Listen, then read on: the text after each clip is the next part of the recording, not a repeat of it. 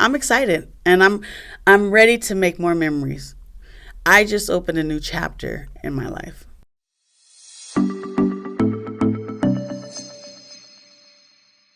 Hi, everyone, and welcome to Habitat Now, Habitat's original video podcast. My name is Dusty, and I handle marketing here at Habitat for Humanity Central Arizona.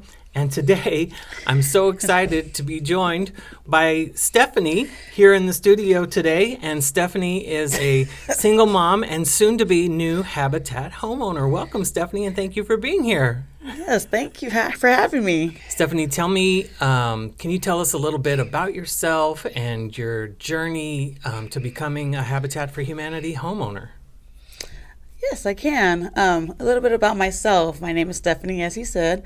I have 2 children. 9 years ago, we moved to Arizona because I was sick. When I got here, we ended up being homeless. We jumped around, lived here, there, living out of our car. And then I was like, okay, I'm still sick, but I need to figure out what's going on. I need to make a way for me and my children. So I found a job, and Homeward Bound ended up giving us a place to stay. As we're with Homeward Bound, that program, you get a year to stay there, and then after that, you have to figure it out. So as I'm working, trying to figure out where am I going to go next, because I only have a year to figure it out, I found the apartment where we're at now. It was downtown. It was affordable. So I took it. So after that, I was able to start seeing about what was wrong with me. So I went to the doctors, started seeing the doctor stuff, ended up finding out that I had cancer, thyroid cancer. I was in stage 3. So I had to go through the treatments of that, and everything still working, trying to make it, take care of the children. And then I do a lot of community work and with the community. So I was at a meeting one day, and there was a Habitat representative, Rosie, was there, and they were looking for volunteers. So I'm like, Habitat, I've never heard of this program. What is it about? So I said, I'm going to come out and volunteer. So I came out and volunteered. I enjoyed myself. It was a blast. We were painting somebody's house that was down the street from my house. So I went out and we had a great time. So I said, you know what? I want to know more about this Habitat. So I started researching the program, what you had to do. I says, okay, I'm going down there and apply. So I came down and I applied. I got denied, boom, right the first time I applied. I was like, what's wrong? This is your credit. You need to work on your credit. So I'm like, okay. So I start calling the people saying, can I make a deal? What can I pay? What do I do to get this off my credit? They told me I did it. So then I go, okay, I'm going to go apply again because now my credit's clean. I did what they told me to do. So I came and applied again. Well, the process was going. And what happens? COVID hits. COVID hits in the middle of my process. So when COVID hit, I got furloughed from work. So I had to tell Habitat, I'm like, I got furloughed. So the process had to stop because I had no income.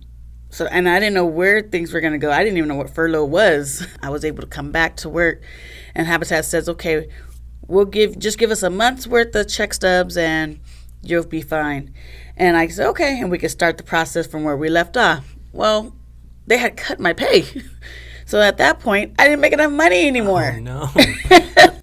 So they denied me again. I'm like, Lord, please help me. Like, I've been doing everything they're saying. I've done everything. What am I supposed to do? Like, guide me. Because I couldn't give up because I had promised my kids, we're going to get a house. We're going to get a house. So I said, okay, God, lead me.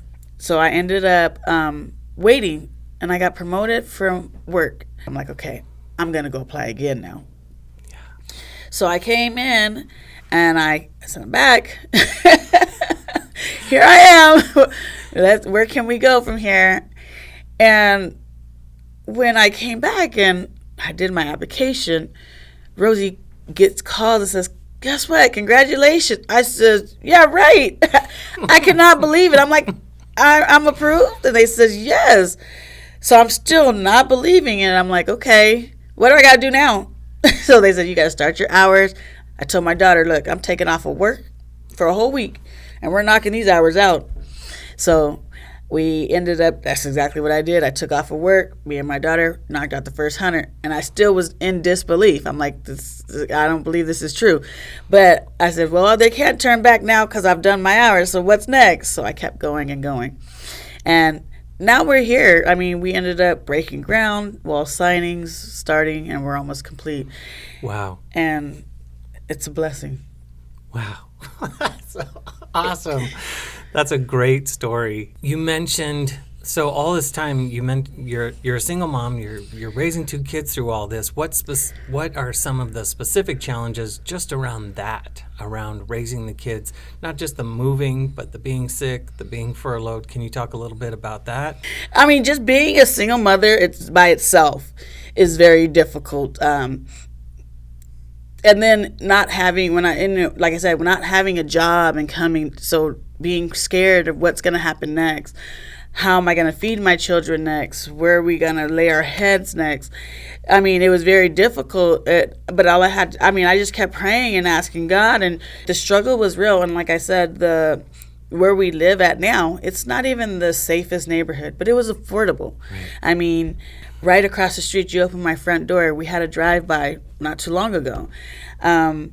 So the living they don't keep up on the maintenance and things like that, but that's what I can do for my children, that we weren't on the streets anymore.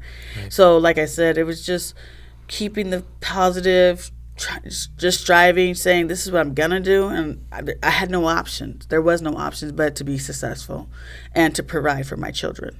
Yeah. So fast forwarding now, you're approved, you get your 100 hours, you start your 400 hours of sweat equity, which is an important part of the program here at Habitat. What has your experience been like on the job sites out there with the volunteers, and what's it like building your own house? It's amazing building your own house. It's been, for me, I've had a lot of support, especially from my coworkers. I've had so many coworkers come out to help me complete my hours. Every week I have people out there and a full team. Like they're saying, Stephanie, I think at one point or two, they said, Stephanie, you bring out too many people because So I was like, oh, I'm sorry, But it was just like everyone was just so happy and enthused and wanted to be there and help. It's a lot of work. But I believe that it will make me, I know, it's not I believe it, I know that this is going to make me appreciate my house more. And to be able to tell my kids, my grandkids, like, we built this house. Yeah. So it's nothing just like, anybody can go and buy a house, but our hands, our sweat, our initials, our engravings are in this house. And the good thing, too, is I think out of this whole story, everything that I've done, I've been able to show my kids that don't give up. You can keep on trying, no matter what obstacles. I was thrown so many obstacles in my life to get to this point, but those obstacles just made me stronger. And that's why I'm here today. What are the 3 of you most looking forward to in the new house? Do you talk about that while you're... We talk about sitting in the backyard, enjoying these nice weathers when we have the breeze, just the community, the home, that safe place, knowing we have somewhere to come to. That's what we talk about the most. And just that time with each other in that house. Just that togetherness. Yeah. In our own place that no one can take from us. Yeah. Well, I mean, you covered a lot of ground. Is there anything we didn't talk about that you would want to say, or is there any message for our viewers that you would say, or maybe somebody who's struggling right now in this market with affordable housing? What would you say to them? I would tell anyone right now, and I do, don't give up. Use your resources, reach out, talk to people, get involved. The more you're involved in the community, the more you will learn. And don't take no for an answer. I was not taking no. That's why I came back 3-4 times. I didn't care. No was not going to be an answer. And so you cannot give up. No matter what you're going through. Like I said, there was times where I was sick. I was down. I couldn't even see my kids because I was doing radiation chemo. So you don't want to give up, because no matter what, life still goes on, whether you're over here or you're over here. And if you give up, what is that going to put you? Where is it going to take you? Nowhere. Awesome. Well, thank you so much for sharing your story and just inspiring all of us. I know you've inspired me after a long week, and it's just so awesome to see you again. And I'm so excited. I can't wait for the dedication. And you and me both. You mentioned a party, so yeah, I'm mentioning a party. And you're bringing the food. I'm loving it. We're here right now. Yes, but I'll be there. He'll be there. Yes, and like I said, I'm excited, and I'm ready to make more memories. I just opened a new chapter in my life. You did. Well, thank you all for joining us on Habitat Now. For more information about Habitat and our home ownership program, how you can get involved, go online to habitatcaz.org. That's Habitat CAZ for Central Arizona. There you'll find ways to shop, donate, volunteer, and learn more. We'll see you next time.